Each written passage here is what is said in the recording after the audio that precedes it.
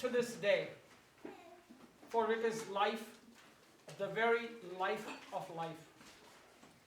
In its brief course lie all the verities and realities of your existence. The bliss of growth, the glory of action, the splendor of beauty. For yesterday is but a dream and tomorrow is only a vision, but today well lived makes every yesterday a dream of happiness and every tomorrow a vision of hope. Look well, therefore, to this day. From today is from Dries and Sen from 1989. It is quoted in a book that I got from my nephew, Against Capitalism, by David Schweikart, PhD, Mathematics and Philosophy from Loyola. 49 million Americans struggle to put food on the table. Many are children. Hunger is not a new affliction. Recurrent famines as well as endemic undernourishment have been persistent features of history. Life has been short and hard for much of the world most of the time.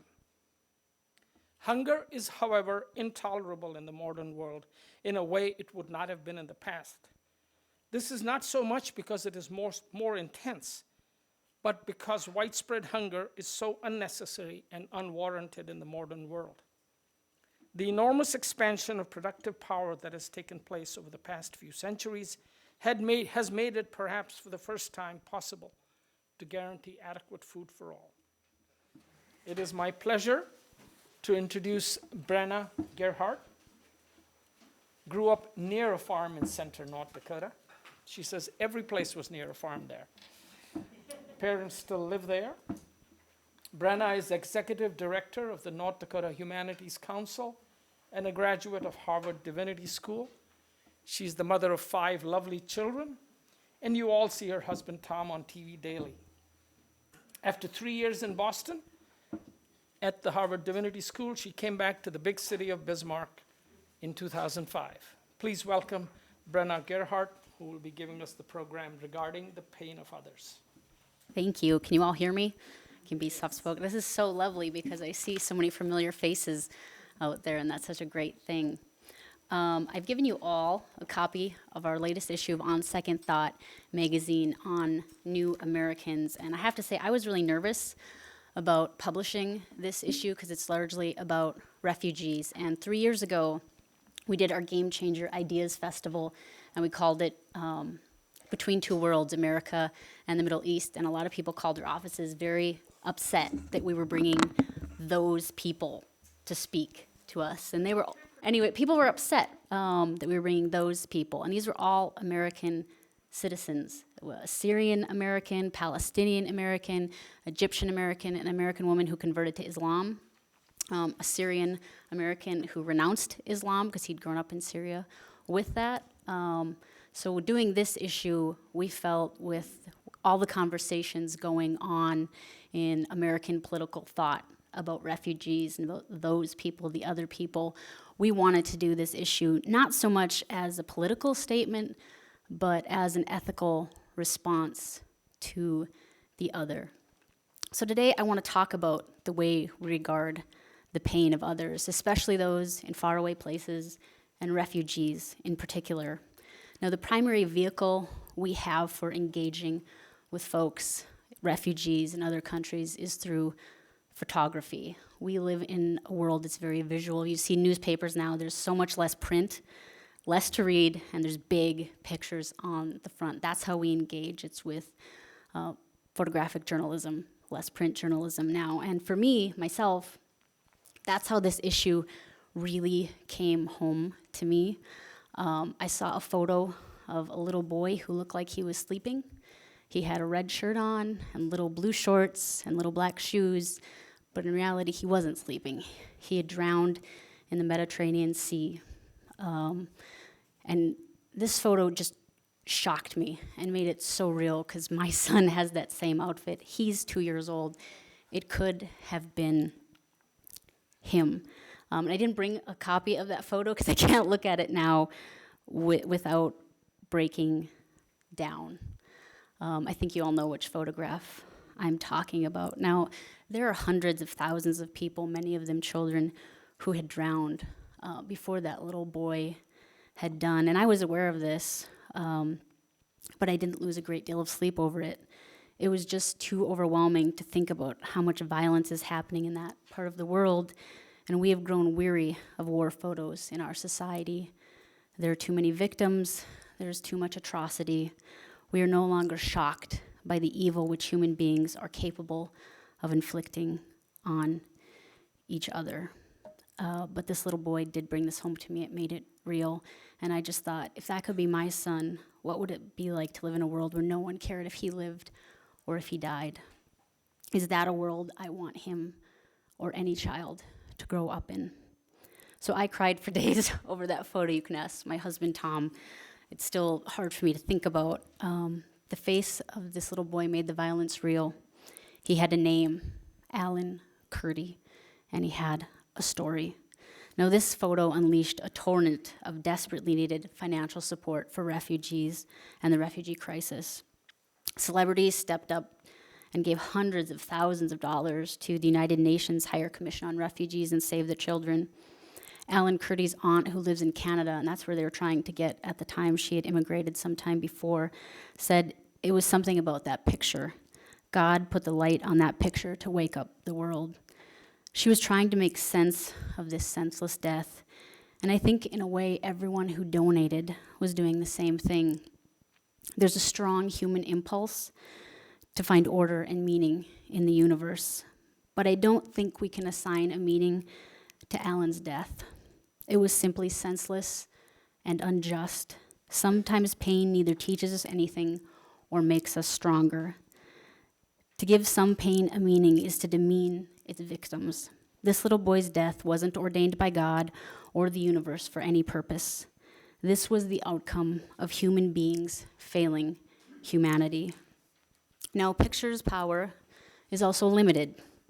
Alan Kurdi's picture did not stop the war, and the United Nations is still experiencing a huge shortfall in managing the basic human rights of millions of vulnerable people.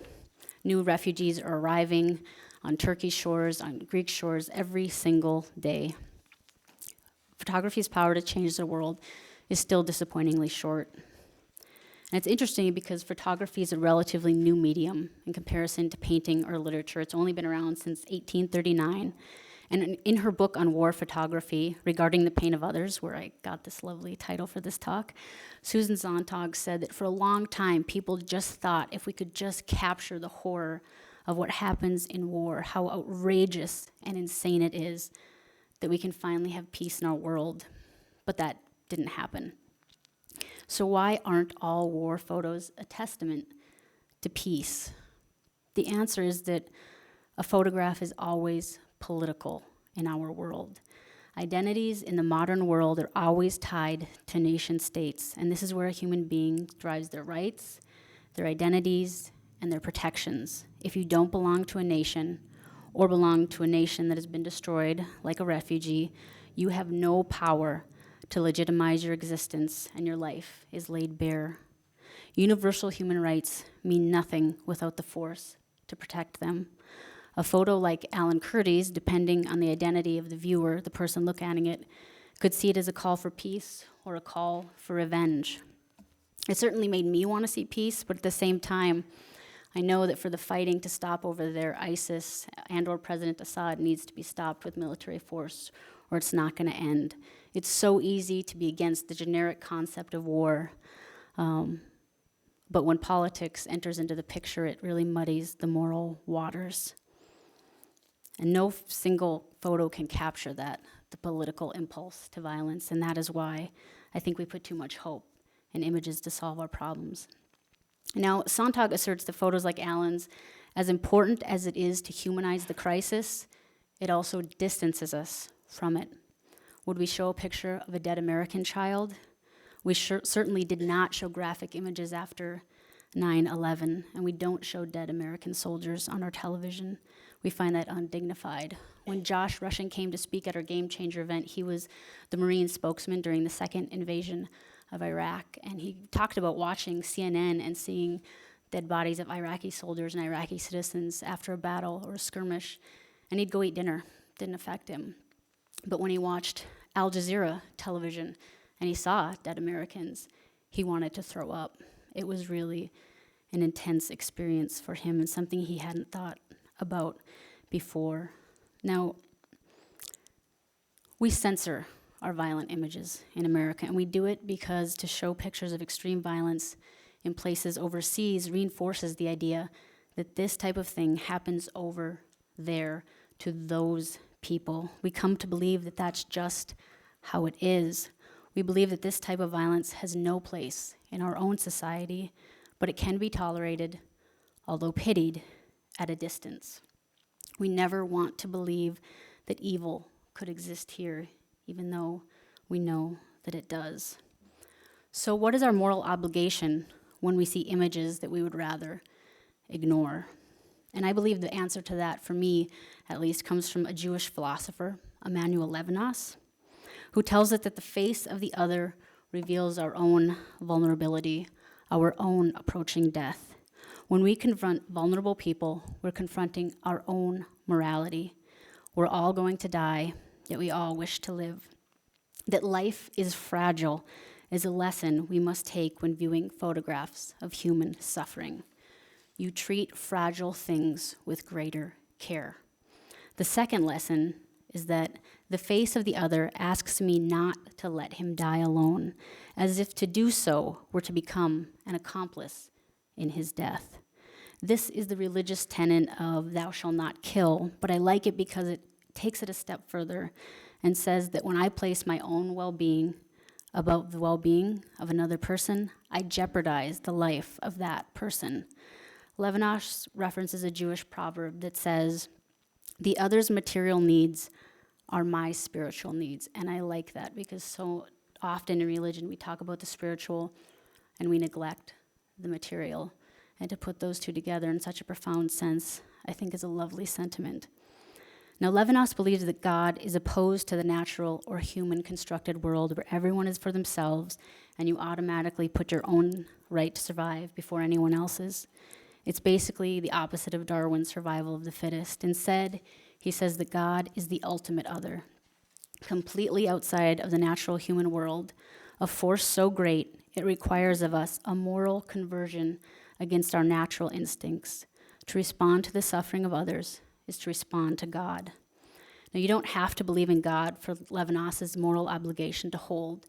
I believe its power comes from the encounter with the suffering of another human being and the realization that our fragile lives are entwined in ways that are not obvious to us. Now, we know that we must ethically respond, but what is the appropriate response? How is it possible to respond to all the suffering in the world when it is so immense? How do we respond to the refugee crisis highlighted by the death of Alan Kurdi? Mother Teresa responded to a similar question when she was asked about the overwhelming misery she faced in India, and she said, "The only person who matters to me at any given moment is the one in front of me." And I believe she was right, that we shouldn't respond to the anonymous face of the other, but respond to the individual as an individual. It means in the case of the refugee crisis, in terms of giving to the UN what you are able to give, knowing it will not take care of everyone, but it will care for one person, at least for a time, to come to terms with your own limitations, but not to be crippled, to act as you are able.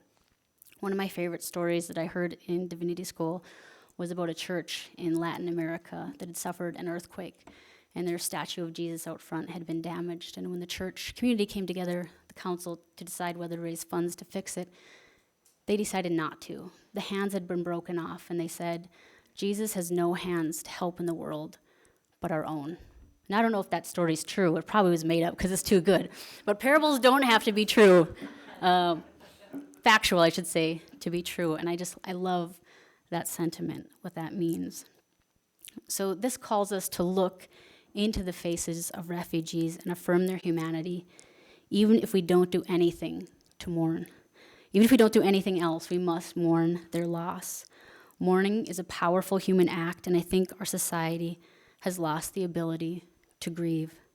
We ask people to keep their grief hidden.